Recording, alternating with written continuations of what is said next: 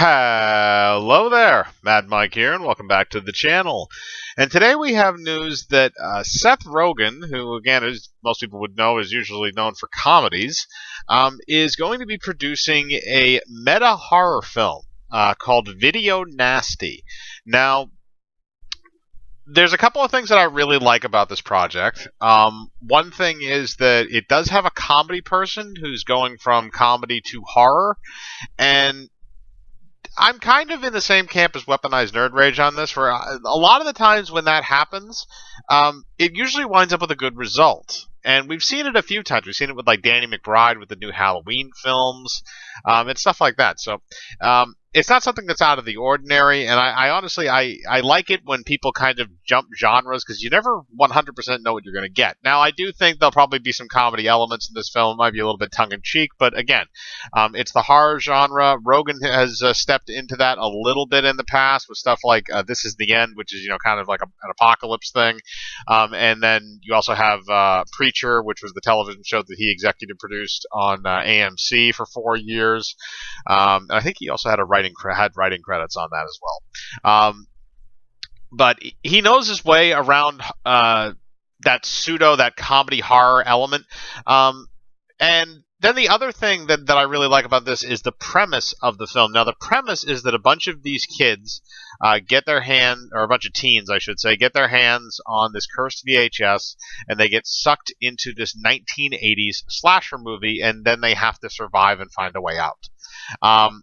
That is a really, really fun premise because if done correctly, I could say as much as I like about the premise, it doesn't matter. A lot of movies have great premises, but it's the execution that really matters. But in this case, I like the idea because I think the execution could be done very well because you have that kind of Pleasantville sort of vibe to it. If anybody remembers that film with Tobey Maguire and Drew Barrymore. Oh no, it was Reese Witherspoon, I believe. And that movie was really fun because you had these people that were from this outside world, from normal suburbs in what was at the time, I believe, the 1990s, going into this 50s, late 50s, early 60s-esque type of suburban neighborhood inside of a television show where, they don't know how to do anything but only the stuff you see in the TV show. So that was kind of a really interesting thing, and I think you could do the same thing with this, where you have a character who's self-aware of kind of the horror movie tropes. The black guy dies first, or the virgin always lives, or stuff like that. So they can play on those type of things as well, and then on top of that, you can go balls to the wall with the gore factor. You can make it as comically insane as possible, because again, if you're going to go with something like a tongue-in-cheek type of horror movie, like Rogan probably would do, it would be interesting to see something like that where it's just like this insane thing of violence. It's splatstick. There was actually a term for it. It's called splatstick comedy instead of slapstick. But I do really like that type of an idea going into the movie. And like I said, I think the other thing that's really fun about it too is you've taken these kids, which I presume in the film would probably be something like modern day kids. It wouldn't be kids from the 80s. Getting sucked into this world in the 1980s where a lot of things were not anywhere close to being the same as they are today. You didn't have cell phones in the 80s, or if you did, it was the size of a blunt force object. But you didn't have cell phones, so they go in there and the cell phones don't work. Now they can't call for help. You go to a landline, the line got ripped out. Is like they do in a lot of those movies, especially if they're out in the woods or somewhere in the middle of nowhere. You could have stuff like how to drive a stick shift on a car instead of an automatic.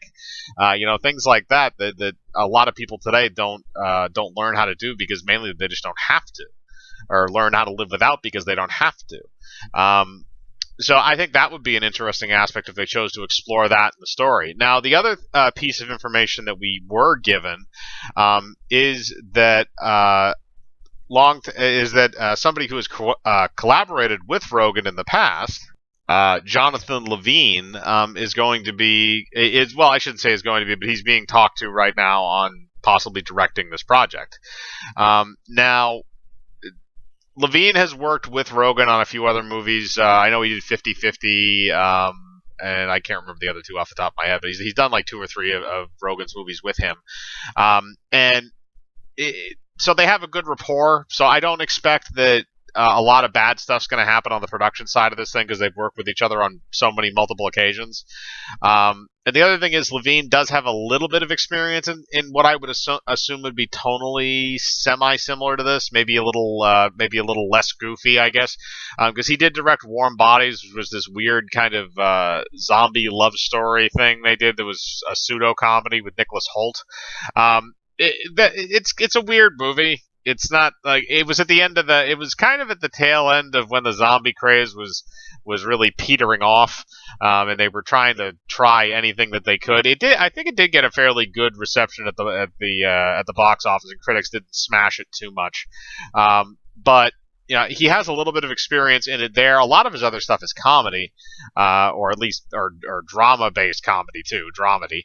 But I think that he's okay because you have Rogan there. You have people that know how much humor and stuff needs to be added into these scenes and what they want the tone to be like. So that's not really too overly concerning. And like I said, I like the premise. I like Rogan coming over from the comedy side to do the horror side. I think that works itself out pretty well. Now, the other thing with this is that it is picked up by Lionsgate Studios, and I'm not sure what exactly they have under their banner, because the other thing is you're getting transported into a slasher movie. So one of the main things you want to have in the slasher movies, you want to make sure you have a good slasher in the slasher movie. Now, I know they couldn't get some characters like Jason Voorhees. They probably can't get, even though he's the picture for this because it's Friday the 13th. I have to do that. Or like Freddy, because they're both under New Line, or I think they're still under New Line. Actually, Jason might be under Platinum Dunes, that it might have reverted. I don't remember. Oh no, that's still locked in the legal battle. They definitely can't get Jason Voorhees. But Freddy, I believe, is still under New Line Cinemas.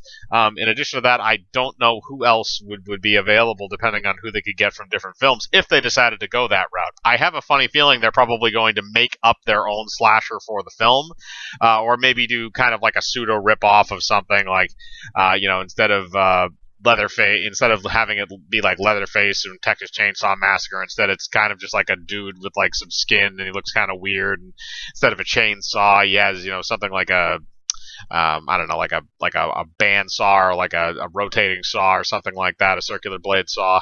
There's a lot of different things they can do to try to get around the copyright laws for that shit, and they probably will because it'll be funny. But that's just kind of my opinion on this news. I want to know what yours is.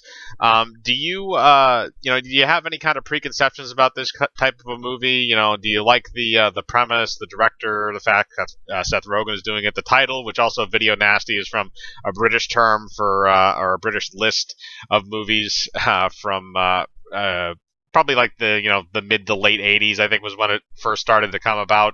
But it was basically a list of like all these exploitation films that nobody wanted, that a bunch of mothers didn't want their kids seeing because it had a bunch of gore and sex in it. But kind of just a mini explanation there. But regardless, anything that you kind of like about this project, or anything you dislike about this project, put it in the comments below. As usual, I like to read them. Hit the bell for notifications, hit the like button, subscribe, and remember, I live my life free of compromise. Do you?